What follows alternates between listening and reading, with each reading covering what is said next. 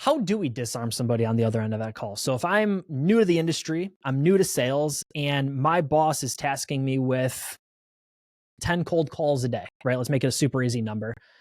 To the person listening right now saying, yeah, that's me.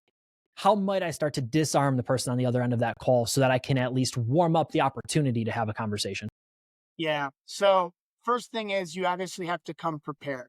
So you have to do your research. Everyone knows that. Very few people do it. So that's step one. We can get more into that. But the way that we really disarm is we ask for permission. Brad, hey, I know you weren't expecting my call right now.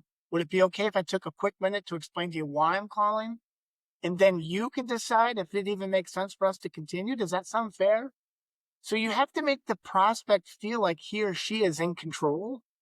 Because if you don't do that, then they're going to feel like they're stuck in a bad conversation. And who wants to be stuck in a bad conversation? It's interesting. It almost flips the methodology of where I think a lot of us start is I want to say as much as I can as fast as possible. And I want to let my upstate New York, my Buffalo, New York come out a little bit and talk as quickly as possible because I know you're going to hang up on me, Dan. So I want you to know as much about me, my company, what it is that we do before you click a button, right? And I That's like the what thought of disarming on the other side of that and saying, listen, I know you're busy. I know you weren't expecting my call, but is it fair if I just have 15 seconds of your time, 20 seconds of your time to tell you why I'm calling in the first place? That's exactly right. Your mindset, your mental model is, look, Brad, I'll just be real upfront.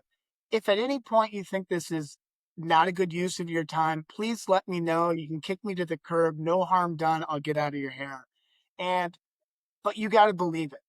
It can't just be words. You have to believe it. And so when you believe it, that comes through in your tonality. It works really, really well. But most salespeople are so desperate to get a meeting and get in front of a customer or get a dialogue going that they shortcut the process. And that's where Yeah. I think that's where they misfire. Yeah, I've been saying that on a few shows lately. In marketing terms, we talk about the AIDA model. So it's awareness, interest, desire, and action, right? So before you buy anything, whether it's staffing services, a new t-shirt, a new microphone, whatever it might be, you need awareness of the product. I have to captivate your interest into buying the product. Eventually, you'll have a desire where, yes, I'm thinking about that. And then finally, you take action. Our industry, because we're down, we have been for years, because we can't get somebody on the phone, because we can't close new orders, we're constantly looking for action.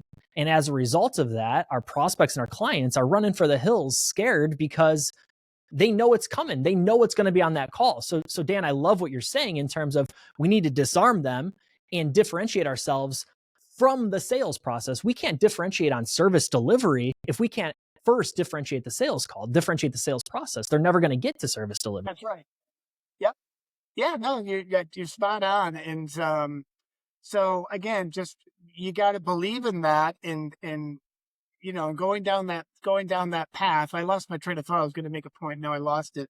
So, but yeah, so it's really just buying into that, convincing yourself that um, you're not there to make a sale. Look, it's going to take 5 or 6 conversations. You look at the statistics.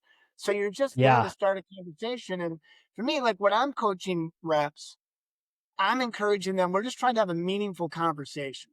So what's a meaningful conversation? Well, that's getting one or two or three key pieces of information that's not available in the public domain, right? So you might find out about a key project, a key initiative, maybe something about the customer's team. And so if you think about that, in order to get that information, obviously I have to ask good questions, but I'm going to have to disarm the customer and make the customer feel comfortable in opening up and sharing that information with me. So that's why I think disarming is it's absolutely critical. If you don't disarm on the first in your cold calls, you're not going to get anywhere.